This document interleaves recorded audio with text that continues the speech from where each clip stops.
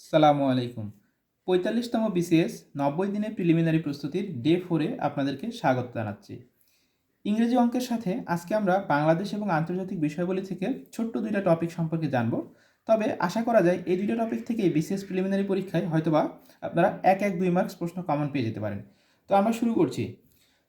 প্রথমে আসি English grammar. English গ্রামারের ক্ষেত্রে আমরা যে অংশটা পড়ব সেটা হচ্ছে ইংলিশ গ্রামারের ক্ষেত্রে আমরা নাউনের আমাদের অনেকগুলো পার্ট হয়ে গেছে। হ্যাঁ, আমাদের নাউন সম্পর্কে পড়া হয়ে গেছে, জেন্ডার পড়া হয়ে গেছে। আজকে আমরা জানবো হচ্ছে নাম্বার সম্পর্কে। হ্যাঁ, তো দেখা যায় নাউন থেকেই প্রত্যেকটা বিসিএস প্রিলিমিনারিতে ৩ থেকে ৪ মার্কসের প্রশ্ন চলে আসে। হ্যাঁ, ইনক্লুডিং আমরা প্রথম যে পার্টটা পড়েছিলাম, তারপরে হচ্ছে কাউন্টেবল আনকাউন্টেবল নাম্বার, তারপরে হচ্ছে জেন্ডার এবং নাম্বার, সব মিলিয়ে ২টা ৩টা ৪টার মতন প্রশ্ন আসে। হ্যাঁ, গতকাল ক্লাসে বলেছিলাম যে নাম্বার এবং জেন্ডার থেকে ১-১-২টা অথবা কখনো কখনো শুধুমাত্র নাম্বার অথবা শুধুমাত্র জেন্ডার থেকে প্রশ্ন আসে। সুতরাং নাম্বার এইখান থেকে আমরা পরীক্ষায় ১ মার্কস প্রশ্ন কমন পেয়ে যেতে পারি। এখন এইখান থেকে কি পড়বেন? হ্যাঁ, আমি একটা বই থেকে দেখানোর চেষ্টা করছি। দেখেন, এই যে নাম্বার অধ্যায়টা, হ্যাঁ দেখেন, আমি যে বইটা পড়ছি, অনেকেই বলেন বইয়ের কথা বলতে, আমি এটা মাস্টার বই থেকে দেখাচ্ছি, তবে আপনারা চাইলে যে কোনো বই দেখতে পারেন। নাম্বারের ক্ষেত্রে নর্মালি পরীক্ষায় কি আসে যে সিঙ্গুলার নাম্বার আর প্লুরাল নাম্বার। হ্যাঁ, এখানে বেশ কিছু নিয়ম আছে। এখানে যেমন আপনি দেখতে পাচ্ছেন রুল 1। হ্যাঁ, যেমন ইউএম থাকলে কি অ্যাডেন্ডাম। হ্যাঁ, এই অ্যাডেন্ডামটা হয়ে গেছে কি অ্যাডেন্ডা। ইউএমটা হয়ে থাকলে কি হবে, ইউএম এর পরিবর্তে সেখানে যদি আমরা এ লাগাই দিই সেটা প্লুরাল হয়ে যাবে। সিঙ্গুলারের ক্ষেত্রে ইউএম, প্লুরালের ক্ষেত্রে এ। তো এটা আমি জাস্ট রুল 1। হ্যাঁ, এরকম বেশ কিছু রুল আছে, হ্যাঁ, যেগুলোর ক্ষেত্রে এরকম লাস্টে কিছু একটা পরিবর্তন করে দিলেই কি হবে, সেটা প্লুরাল সিঙ্গুলার থেকে প্লুরাল হয়ে যাবে অথবা প্লুরাল থেকে সিঙ্গুলার হবে। হ্যাঁ, তো প্রত্যেকটা বইয়ের মধ্যে বেশ কিছু নিয়ম আছে। তবে আপনারা যে কাজটা অবশ্যই করবেন, নিয়মগুলো পড়ার পরে দেখেন এখানে কিছু এমসিকিউ দেওয়া আছে। The singular form of bacteria. হ্যাঁ, ব্যাকটেরিয়া, তাহলে এটা কি বলা যেতে পারে? ব্যাকটেরিয়াম। হ্যাঁ, এই যেমন উপরে যে আমরা রুলটা পড়ে আসতেছি সেটারই কিন্তু প্রয়োগ। তো এখানে একটা বইয়ের মধ্যে যার কাছে যে বই থাকুক কোনো সমস্যা নেই, একটা বইয়ের মধ্যে যতগুলো এমসিকিউ আছে বা যতগুলো রুল আছে আপনারা কি করবেন, এটা কিন্তু খুব কঠিন কিছু না, সোজা। হ্যাঁ, আপনারা এই যেমন আলটিমেটাম দেখেন উপরে অংশে, সেখানে হয়ে গেছে, তাহলে কি আলটিমেটা হবে। আমি তারপরে দেখাচ্ছি। যেমন রুল 2, হ্যাঁ, ওএন থাকলে ওএন এর পরিবর্তে এ বসবে। যেমন কি ক্রাইটেরিয়ন থেকে ক্রাইটেরিয়া। এখন এইটা ভালো মনে রাখার সবচেয়ে ভালো উপায় কি, আমার মনে হয় আমরা যদি রুলগুলো সরাসরি এইভাবে মুখস্থ না করে, অনেক সময় রুল ভুলে যাওয়ারও চান্স থাকে। আপনারা আরেকটা টেকনিক ফলো করতে পারেন, সেটা হচ্ছে কি, যেমন ক্রাইটেরিয়ন সেখান থেকে ক্রাইটেরিয়া, আপনি এই একটা খাতার মধ্যে খুব সুন্দরভাবে লিখে ফেলেন, একটা পৃষ্ঠা নেন, একটা পৃষ্ঠার মধ্যে যতগুলো রুল আছে ওই প্রত্যেকটা রুল থেকে একটা করে উদাহরণ একবারে মুখের সাথে লাগাই ফেলেন। হ্যাঁ, মুখস্থর মতন করে ফেলেন, একবারে ঠুটস্থ করে ফেলেন। যেমন এর আগে কি বললাম, অ্যাডেন্ডাম থেকে অ্যাডেন্ডা বা ব্যাকটেরিয়াম থেকে ব্যাকটেরিয়া, আগের পৃষ্ঠায় বলছিলাম। হ্যাঁ, আপনি ওই একটাই রুল লেখেন যে ব্যাকটেরিয়াম থেকে ব্যাকটেরিয়া, এই একটা মনে রাখলেই আমার রুল মুখস্থ করতে হচ্ছে না। ক্রাইটেরিয়ন থেকে ক্রাইটেরিয়া। আচ্ছা, আমরা রুল 3-এ আসি। আইএস থাকলে কি হবে, আইএস এর পরিবর্তে ইএস করতে হবে। হ্যাঁ, যেমন অ্যানালাইসিস থেকে অ্যানালাইসিস, দেখেন এসআইএস ছিল, এটা হয়ে গেছে এসইএস। তার মানে এখান থেকে আপনি একটাই মনে রাখেন। এইভাবে প্রত্যেকটা রুল থেকে একটা করে উদাহরণকে আপনি একেবারে ঠুটস্থ করে ফেলেন, তাহলে এই নাম্বার এই চ্যাপ্টারটার মধ্যে যতগুলো রুল আছে, প্রত্যেকটা রুল থেকে যদি আপনি একটা করে উদাহরণ একেবারে মাথার মধ্যে নিয়ে ফেলতে পারেন, একবারে ঠুটস্থ করে ফেলতে পারেন, তাহলে কি হবে যে পরীক্ষার পূর্বে আপনাকে এত রুল না পড়ে গেলেও হবে, শুধুমাত্র ওই একটা পৃষ্ঠার তথ্য, মানে যেখানে আপনি হয়তো বা ধরে নিচ্ছি 15টা রুল আছে, 10টা বা 15টা রুল আছে, সেই 10টা ওয়ার্ড শুধুমাত্র আপনার দেখলেই কিন্তু আপনার পুরোটা ক্লিয়ার হয়ে যাচ্ছে। মানে 10টা ওয়ার্ডের অ্যানালাইসিস থাকলে অ্যানালাইসিস, আইএসের জায়গায় ইয়েস হচ্ছে, এইটুকুই কিন্তু যথেষ্ট। হ্যাঁ, আপনি সাইডে লিখে রাখতে পারেন যে এটা আইএসের জায়গায় ইয়েস হয়েছে। এইভাবে যদি আমরা পড়ি তাহলে কিন্তু পরবর্তীতে রিভাইজের সময় আমাদের এটা বেশ কাজে আসবে। আর এখানে লাস্টে গিয়ে দেখবেন যে কোনো বইয়ের মধ্যে আরেকটা আছে, সেটা হচ্ছে যে কোনগুলো সবসময় সিঙ্গুলার হিসেবে ব্যবহার হয় এবং কোনগুলো সবসময় প্লুরাল হিসেবে ব্যবহার হয়। হ্যাঁ, আমাদের সেই অংশটা একটু পড়ে ফেলতে হবে, পরীক্ষা এখান থেকে পরীক্ষায় প্রশ্ন আসে। হ্যাঁ, যেমন দেখেন যেখানে কিছু অংশ লেখা আছে। হ্যাঁ, কিছু কিছু আছে যেগুলো সবসময় সিঙ্গুলার, সবসময়, হ্যাঁ, একই সাথে সিঙ্গুলার এবং প্লুরাল হিসেবে ব্যবহার হয়। হ্যাঁ, তারপরে কিছু কিছু আছে যেগুলো শুধুমাত্র সিঙ্গুলার, কিছু কিছু আছে যেটা সবসময় প্লুরাল হয়। হ্যাঁ, আমাদের এই অংশটা আবার লাস্টে গিয়ে পড়ে ফেলতে হবে। তার মানে যেমন এখানে প্রশ্নটা দেখেন, the plural form of ship. দেখেন এই প্রশ্নটা কতবার পরীক্ষায় আসছে। হ্যাঁ, এটার প্লুরাল ফর্মটা কি শিপ, তার মানে কি এটার সিঙ্গুলার প্লুরাল সব একই। হ্যাঁ, মানে কি কিছু কিছু ওয়ার্ড আছে যেগুলোর সিঙ্গুলারও একই প্লুরালও একই। তার মানে প্রথমে আমরা পড়বো কি, প্রথমে কিছু রুল থাকবে, সেই রুলগুলো থেকে প্রত্যেকটার একটা করে উদাহরণ বিশেষ করে মনে রাখবো, তাতে করে আমাদের রুলগুলো কভার হয়তো বা 10টা 15টা রুল থাকলে 10টা 15টা উদাহরণ দিয়ে সব কিছু শেষ। হ্যাঁ, তারপরে পড়বো কি কোনগুলো একই সাথে সিঙ্গুলার এবং প্লুরাল ফর্ম একই রকম, চেঞ্জ নাই। তারপরে পড়বো কি কোনগুলো সবসময় প্লুরাল হিসেবে ব্যবহার হয়, কোনগুলো সবসময় সিঙ্গুলার হিসেবে ব্যবহার হয়। যদি আমরা এভাবে পড়তে পারি তাহলে ইনশাল্লাহ নাম্বার অধ্যায়টা খুব সহজেই কিন্তু আমরা আয়ত্তে নিয়ে আসতে পারি এবং এখান থেকে আমরা পরীক্ষায় 1 মার্কস কমন পেতে পারি। তাহলে এটা গেল হচ্ছে আমাদের ইংলিশের আগামীকালের পড়া। এরপরে আমরা আসি হচ্ছে দেখেন, এরপরে আমরা যেটা নিয়ে আলোচনা করব সেটা হচ্ছে কি ম্যাথ।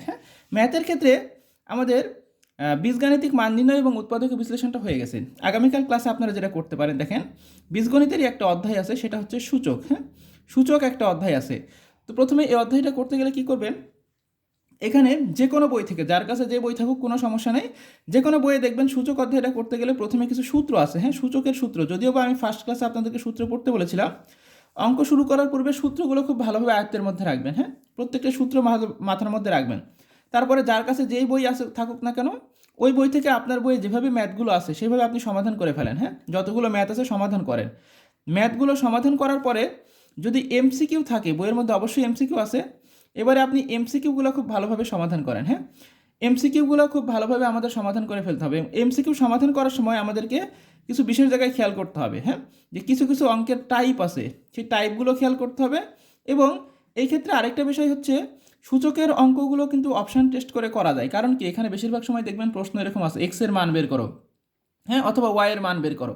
এবং একটা বা দুইটা সূত্র আছে, যে সূত্র দিয়ে প্রত্যেকটা অঙ্কই কিন্তু করা যায়, মানে কয়েকটা সূত্র আছে সেগুলো তো লাগেই। কিছু কিছু অঙ্ক আছে যেগুলো আমাদের একটু কনফিউশন হতে পারে, সেগুলো কিন্তু একটা দুইটা সূত্রের মাধ্যমে আমরা খুব ইজিলি ক্লিয়ার করতে পারি।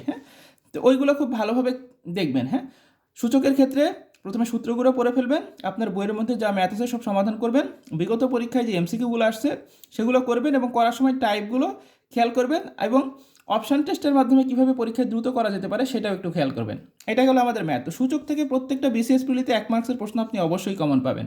নাম্বার থেকে আসতেও পারে, না আসতে পারে। তবে ধরা যায় যে অ্যাজ ইউজুয়াল প্রতি বছর না হলে 1 বছর পর পর নাম্বার থেকে 1 মার্কসের প্রশ্ন থাকে। এবারে আসি আমরা বাংলাদেশ বিষয়াবলী। বাংলাদেশ বিষয়াবলী প্রথম দিনে আপনারা যেটা পড়বেন সেটা হচ্ছে কি, যে প্রথমেই বাংলাদেশের পরিচিতি অংশের মধ্যে দেখবেন একটা অংশ আছে, সেটা হচ্ছে জনপদ। জনপদ, এই জনপদ অংশ থেকে প্রায় প্রত্যেকটা বিসিএসে 1 মার্কস, কখনো কখনো শুধুমাত্র এই জনপদ অংশ থেকেই 2 মার্কসেরও প্রশ্ন হয়ে যায়। তবে 1 মার্কসের প্রশ্ন প্রতি বছরই থাকে। তো বাংলাদেশ বিষয়াবলী থেকে জনপদ অধ্যায়টা থেকে আপনারা পড়বেন। আচ্ছা, আমি একটু দেখানোর চেষ্টা করছি, আমি একটা বই থেকে দেখানোর চেষ্টা করছি, খেয়াল করে দেখেন। এই যে প্রাচীন বাংলার জনপদ, আমি একটা বই, এটা হচ্ছে বাংলাদেশ বিষয়গুলির অগ্রদূত বই, সমস্যা নেই, আপনি যে কোনো বই থেকে পড়তে পারেন কিন্তু। আমি বই নিয়ে কিন্তু এর আগে কথা বলছি। এখানে বিশেষ করে একটা ছক দেখতে পাচ্ছেন। এই যে দেখেন, এখানে একটা আপনারা ছক দেখতে পাচ্ছেন, গৌর অঞ্চলে কি, বঙ্গ অঞ্চলে কি, পুন্ড্র অঞ্চলে কি। যে কোনো বইয়ের মধ্যে ছকটা বিভিন্নভাবে থাকতে পারে, কিন্তু ছকের মূল কথা কিন্তু একই রকম। প্রত্যেকটা বইয়ের মধ্যে আপনারা এরকম একটা ছক দেখতে পাবেন। এবং বিশেষ করে এই অংশটা একটু মানচিত্রের সাথে মিলিয়ে, যে কোনো বইয়ের মধ্যে দেখবেন মানচিত্র অংশটা আছে, মানচিত্রের সাথে একটু মিলিয়ে পড়ার চেষ্টা করবেন, তাহলে ভুল হওয়ার চান্সটা কম থাকবে। এই ছকটা পরীক্ষার জন্য খুবই খুবই খুবই গুরুত্বপূর্ণ। বেশিরভাগ সময় পরীক্ষায় যে প্রশ্নগুলো আসে আপনি খেয়াল করে দেখবেন এই ছকের মধ্যে থেকেই আসে। এরপরে আপনারা যে কোনো একটা বই, এই আপনার কাছে যে বইটা আছে সেই বই থেকে হোক, অথবা আপনি চাইলে যদি এত কিছু না পড়তে চান, আপনি শুধুমাত্র একটা ডাইজেস্ট ফলো করতে পারেন, যার কাছে যেই ডাইজেস্ট আছে সেটাই যথেষ্ট। এই ছকটা যে কোনো একটা বই থেকে আপনি নিজের মতন করে পড়তে পারেন, এই ছকটা অবশ্যই পড়বেন। পাশাপাশি আপনার কাছে যে ডাইজেস্টটা আছে সেই ডাইজেস্ট থেকে যে তথ্যগুলো আছে সেই ডাইজেস্ট থেকে তথ্যগুলো পড়ে নিলেই চলবে। আচ্ছা এখানে আরেকটা বিষয় বলি, বাংলাদেশ বিষয়গুলি পড়ার ক্ষেত্রে আমরা অন্য কিছু পড়ি বা না পড়ি, আপনি যদি ধরে নিচ্ছে আপনি ডাইজেস্টও পড়বেন না অথবা বইয়ের ভিতরেও কিছু পড়বেন না, তবুও সমস্যা নেই। কিন্তু আপনাকে যে কাজটা অবশ্যই করতে হবে সেটা হচ্ছে, আমরা যখন যে টপিকটা শেষ করব, সেই টপিকটা শেষ করার পরে ওই টপিকের উপরে বিগত বছরে যতগুলো পরীক্ষায় প্রশ্ন আসছে সেইটা একটা সিঙ্গেল প্রশ্ন আমরা বাদ দিতে পারবো না। দেখেন, বিগত পরীক্ষায় আসা প্রশ্নসমূহ, অর্থাৎ আমরা যে জনপদটা অধ্যায়টা শেষ করে আসলাম বা টপিকটা শেষ করে আসলাম, জনপদ টপিক থেকে এর পূর্বে বিগত বছরের পরীক্ষায় শুধুমাত্র বিসিএস না, বিসিএস থেকে শুরু করে অন্যান্য সকল চাকরির পরীক্ষায় যত প্রশ্ন এসেছে সবগুলো আমরা পড়ে ফেলবো। দেখেন, বাংলার সর্বপ্রাচীন জনপদের নাম কি। এখন এইগুলো পড়ার সময় একটু অপশানগুলো খেয়াল করে করে পড়তে হবে। আমরা শুধুমাত্র মানে একটা না এইমাত্র পড়ে আসলাম অ্যান্সারগুলো দিয়ে গেছি পারতেছি এরকম না। 4টা অপশানে খেয়াল করবেন। সর্বপ্রাচীন জনপদের নাম কি? পুন্ড্র, তাম্রলিপ্ত, গৌড়, হরিকেল। আপনি জানেন হচ্ছে পুন্ড্র। এখন দেখেন তো তাহলে গৌড়টা কোন সময় ছিল, তাম্রলিপ্তটা বা হরিকেলটা কোথায় ছিল, বা পুন্ড্র অঞ্চলের অন্তর্গত কী কী ছিল, এইভাবে বাকিগুলো নিয়ে একটু চিন্তা করেন। দরকার হয় আপনি বইয়ের যে ভিতরের অংশগুলো আছে এমসিকিউ সমাধান করার সময় ভিতরের অংশগুলোতে বারবার একটু রিপিট যান। গেলে কি হবে যে আমরা খুব সহজেই এই অংশগুলো তখন মানে পড়াগুলো খুব ইজিলি আয়ত্তে নিয়ে আসতে পারবো। এবং যখন আপনি বারবার এভাবে 4টা অপশন খেয়াল করে করে পড়বেন তখন দেখবেন আপনার কাছে আর কোনো প্রকার কনফিউশন থাকবে না এবং ভিতরের পড়াগুলো আমাদের অটোমেটিক হয়ে যাবে। যেমন আমরা যদি বলি এই যে বাংলাদেশের প্রাচীনতম জনপদ কোনটি? মহেস্থানগড়, পাহাড়পুর, ময়নামতি, ওয়ারিপটেশ্বর। আপনি দেখেন যে পুন্ড্র অঞ্চলটা পড়তে গেছিলেন, হ্যাঁ, সেখান থেকে আপনার অটোমেটিক মহেস্থানগড় নামটা চলে আসবে। আপনি যখন ভিতরে আবার দেখবেন মহেস্থানগড়ের সাথে পুন্ড্রের সম্পর্ক কী, বা এখানে বগুড়া অঞ্চলের কথা আসতে পারে, এখানে প্রাসঙ্গিক আরও কিছু তথ্য আসবে। এরকমভাবে বারবার দেখতে থাকলে হবে কি আমাদের এমসিকিউ পড়ার মাধ্যমেই পুরো অধ্যায়টা শেষ হয়ে যাবে। আরেকটা বিষয় বলি, বিসিএস প্রিলিমিনারিতে বাংলাদেশ বিষয়গুলোতে যেসব প্রশ্ন আসে প্রায় 30টা প্রশ্নের মধ্যে প্রায় 22 থেকে 25টা প্রশ্নই কিন্তু বিগত বছরে আসা প্রশ্নগুলো থেকেই থাকে। সুতরাং বুঝতেই পারছেন যে বিগত পরীক্ষায় আসা প্রশ্নসমূহ কতটা ইম্পর্টেন্ট। এরকমও হতে পারে এখানে দেখেন যে 2 পৃষ্ঠা, হ্যাঁ, আমি শুধুমাত্র এখানে যে বইটা আছে সেই পৃষ্ঠায় 2 পৃষ্ঠার মধ্যে শুধুমাত্র কিসের এই জনপদের এমসিকিউগুলো দেওয়া আছে। যদি এরকমও হয়, ভাগ্য যদি আমাদের ভালো হয়, দেখা যাচ্ছে এই 2 পৃষ্ঠার এমসিকিউ থেকে আমরা পরীক্ষায় একটা প্রশ্ন কমন পেয়ে যেতে পারি। কারণ বিশেষ প্রিলিমিনারি পরীক্ষায় জনপদ থেকে একটা প্রশ্ন থাকে এবং বেশিরভাগ সময় যে প্রশ্নগুলো থাকে সেটা বিগত বছর থেকে রিপিট করা হয়। তাহলে আমরা বাংলাদেশ বিষয়গুলির তথ্যগুলো কিভাবে পড়ব?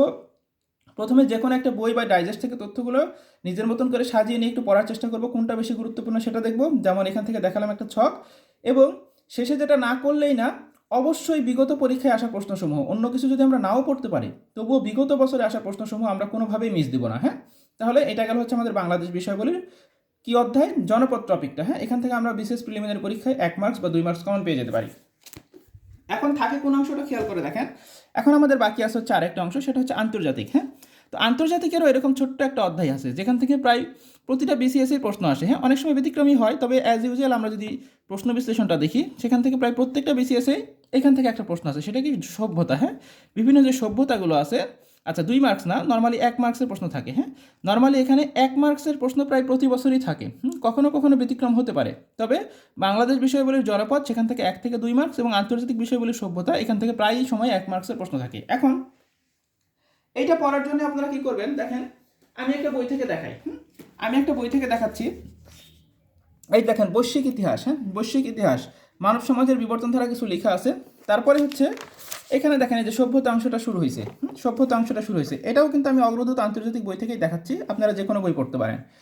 দেখেন এখানে যে দেখেন সভ্যতা, এই যে এখানে দেখেন মেসোপটেমিয়া সভ্যতা। হ্যাঁ, তারপরে আমরা এই পাশে কি দেখতে পাচ্ছি, সুমেরীয় সভ্যতা। প্রত্যেকটা সভ্যতা থেকে দেখেন কিছু কিছু তথ্য দেওয়া আছে, সংক্ষিপ্ত আকারে কিছু কিছু মানে বুলেট পয়েন্ট আকারে কিছু তথ্য দেওয়া আছে। তারপরে এই পৃষ্ঠায় এসে দেখেন অ্যাসিরীয় সভ্যতা, ক্যালডীয় সভ্যতা। হ্যাঁ, তারপরে দেখেন এখানে এসে ওইগুলোর বিগত পরীক্ষায় আসা প্রশ্নসমূহ। এখন এইগুলোর ক্ষেত্রে আপনারা কিভাবে পড়বেন, আপনার কাছে যে বইটা আছে আপনি সেই বই থেকে বাংলাদেশ বিষয় বলে যেভাবে বললাম ভিতর থেকে একটু পড়ার চেষ্টা করবেন। তবে যদি দেখেন যে অনেকগুলো মানে সভ্যতা আরও বেশ কিছু আছে, আপনি পড়তে গিয়ে সভ্যতা আপনার কাছে বেশি তথ্য মনে হচ্ছে যে এতগুলো তথ্য আমার পক্ষে মনে রাখা সম্ভব না, তাহলে আপনারা একটা কাজ করতে পারেন, আপনি যে কোনো একটা ডাইজেস্ট বের করবেন। আপনার কাছে যে ডাইজেস্ট আছে সেই ডাইজেস্ট থেকে প্রথমে সভ্যতা থেকে যা যা তথ্য দেওয়া আছে ওইগুলোই কিন্তু পরীক্ষার জন্য বেশি গুরুত্বপূর্ণ।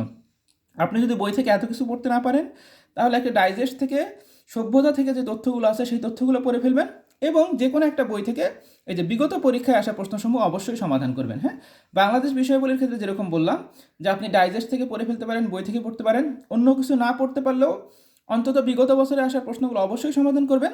তবে আন্তর্জাতিকের ক্ষেত্রে অন্তত একটা ডাইজেস্টটা পড়ার চেষ্টা করবেন, কারণ আন্তর্জাতিক বিষয়গুলিতে প্রত্যেকটা প্রশ্ন বিগত বছর থেকে পরীক্ষায় প্রশ্ন কমন আসে না সরাসরি। বাংলাদেশ বিষয়গুলিতে 30টা প্রশ্নের মধ্যে যেমন 22 থেকে 25টাই প্রশ্ন বিগত সাল থেকে আসে, আন্তর্জাতিকে কিন্তু আবার এই কাজটা হয় না। যে কারণে আমরা আন্তর্জাতিক বিষয়গুলির ক্ষেত্রে যে কোনো একটা বই যদি না পারি অন্তত একটা ডাইজেস্টের মধ্যে যে তথ্যগুলো দেওয়া আছে সেগুলো পড়ব, আর অবশ্যই বিগত বছরের প্রশ্নগুলোর সমাধান করব। তাহলে আপনারা কি করবেন, সভ্যতা অংশের জন্য আপনি একটা বই পড়তে পারেন, যদি না পারেন একটা ডাইজেস্ট পড়বেন, এবং ডাইজেস্টের পরে যে কোনো একটা বই থেকে যেখানে অথবা যেখান থেকেই হোক আপনার বিগত বছরের প্রশ্নগুলো একসাথে করা আছে এরকম একটা বই থেকে আপনারা বিগত বছরের প্রশ্নগুলো পড়ে ফেলবেন। হ্যাঁ, যেমন আমি দেখেন এখানে এটা গেল হচ্ছে ওই সভ্যতাগুলো, এরপরে মিশরীয় সভ্যতা। হ্যাঁ, এরপরে আমরা দেখতে পাচ্ছি সিন্ধু সভ্যতা, এরকম বেশ কিছু অংশ আছে। এরপরে গিয়ে দেখেন এই যে মিশরীয় সভ্যতা, সিন্ধু সভ্যতার উপরে এমসিকিউ দেওয়া আছে এই পৃষ্ঠায়। ঠিক এইভাবে যে কোনো একটা বই থেকে অথবা ডাইজেস্ট থেকে তথ্যগুলো পড়ে নিয়ে তারপরে এমসিকিউগুলো পড়ে ফেলবেন। তাহলে আমরা আশা করতে পারি যে আন্তর্জাতিকের এই সভ্যতা অধ্যায়টা পড়লেও আমরা বিসিএস প্রিলিমিনারি পরীক্ষায় 1 মার্কস কমন পেয়ে যাবো। হ্যাঁ, তাহলে আজকের ক্লাস থেকে আমরা কত মার্কস কমন পাচ্ছি খেয়াল করে দেখেন। নাম্বার থেকে 1 মার্কস হতেও পারে, নাও হতে পারে, তবে আমরা আশা রাখতে পারি। সূচক থেকে অবশ্যই আপনি 1 মার্কস কমন পাবেন, হ্যাঁ, এটা অবশ্যই পাবেন। বাংলাদেশ বিষয়গুলি জনপদ থেকে পাবেন, হ্যাঁ, এখান থেকে 1 মার্কস 2 মার্কসও কমন পেয়ে যেতে পারেন। আন্তর্জাতিকের সভ্যতা আসতেও পারে, নাও আসতে পারে। তার মানে আজকের ক্লাস থেকে মোটামুটি আমরা ধরতে পারি যে 3 থেকে 4 মার্কস আমরা কমন পেয়ে যাব। অধ্যায়গুলো কিন্তু খুব বেশি বড় না, জনপদ বা সভ্যতা খুব বেশি একটা বড় না। সূচক অধ্যায়টাও তুলনামূলক অতটা বড় না, নাম্বারও বড় না। তো একদিনের মধ্যে যদি আপনারা একটু কষ্ট করে এই অধ্যায়গুলো পড়ে ফেলতে পারেন, তাহলে দেখা যাচ্ছে যে ডে 4-এর আজকের এই আলোচনা থেকেই বা পড়াগুলো আপনি সম্পূর্ণভাবে কমপ্লিট করতে পারলেই আজকের ক্লাস থেকে আপনি 3 থেকে 4 মার্কস পরীক্ষায় কমন পেয়ে যেতে পারেন। তো সুপ্রিয় শিক্ষার্থী বন্ধুরা, আমাদের আজকের ক্লাসটি এখানে শেষ করছি। আরেকটি অনুরোধ, যে যারা আমাদের এই ক্লাসগুলো নিয়মিত করেন বা আমাদের সাথে আছেন, অবশ্যই ভিডিওটি দেখার সময় ভিডিওতে একটি লাইক দিবেন, কারণ আপনাদের দেওয়া এক একটি লাইকের মাধ্যমেই আমাদের এই আয়োজনটি হাজার হাজার শিক্ষার্থীর কাছে পৌঁছে যেতে পারে, যেখান থেকে শিক্ষার্থীরা আশা করছি প্রিলিমিনারি পরীক্ষার জন্য খুব ভালো একটা প্রস্তুতি গ্রহণ করতে পারবেন। তো আজকের মতো এখানেই শেষ করছি। ধন্যবাদ সবাইকে।